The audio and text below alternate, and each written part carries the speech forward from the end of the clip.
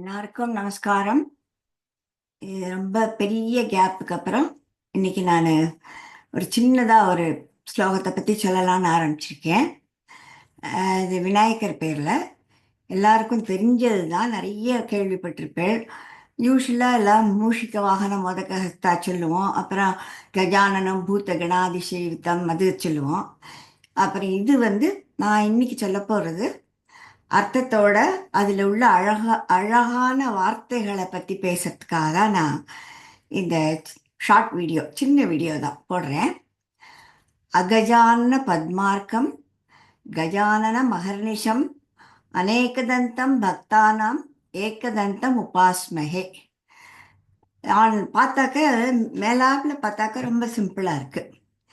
அர்த்தம் என்னன்னு பார்த்தா கொஞ்சம் குழப்பமாக இருக்கும். நம்ம எல்லாருக்குமே தெரியும், கஜம்னா யானை, கஜானனம்னா யானை முகத்தோன். சரி, யானை முகத்தோன். கஜானனம்னா யானை முகத்தோன். அகஜானனம்னா என்னது? யானை முகம் இல்லாதவன் அர்த்தமா அப்படின்னு தோணும்.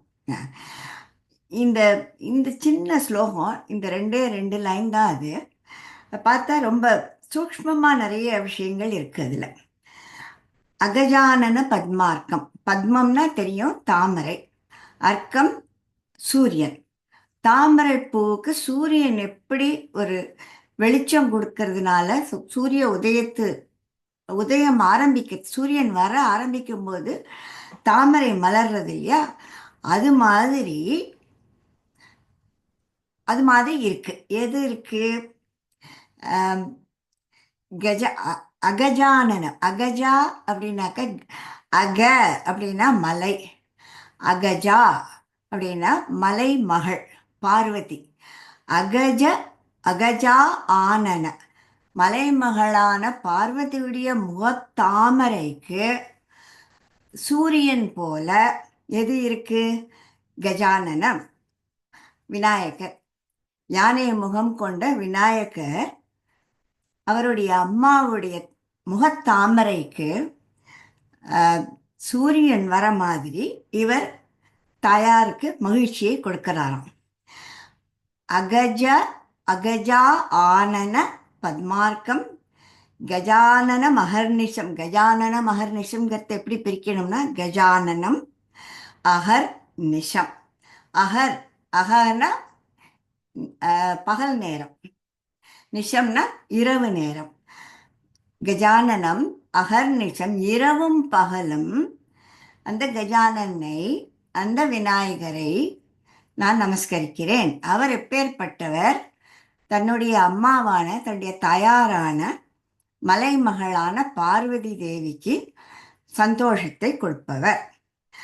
அநேகதந்தம் பக்தானாம் ஏகதந்தம் உபாஸ்மகே. இதுலேயும் பார்த்தா ஒரு சின்ன ஒரு பாரடாக்சிக்கலாக இருக்கும், முன்னுக்கு பின் முரணாக இருக்கிற மாதிரி. முதல் இதில் பார்த்தோம் கஜானனம் அகஜானனம். ஸோ அதே மாதிரி இங்கே அநேகதந்தம் ஏகதந்தம். அப்போ ஏகதந்தம்னா ஒரே ஒரு தந்தம் இருக்கிறது, ஒரே ஒரு அந்த கொம்பு இருக்குன்னு அர்த்தம். நமக்கு தெரியும், விநாயகர் கதையில் அவர் ஒரு தந்தத்தை, ஒரு கொம்பை உடைச்சி மகாபாரதம் எழுதுறாருங்கிற கதை நம்ம கேள்விப்பட்டிருக்கோம். ஸோ அதனால பிள்ளையாருக்கு இன்னொரு பேர் ஏகதந்தம், ஒற்றை கொம்பன் அப்படின்னு பேர்.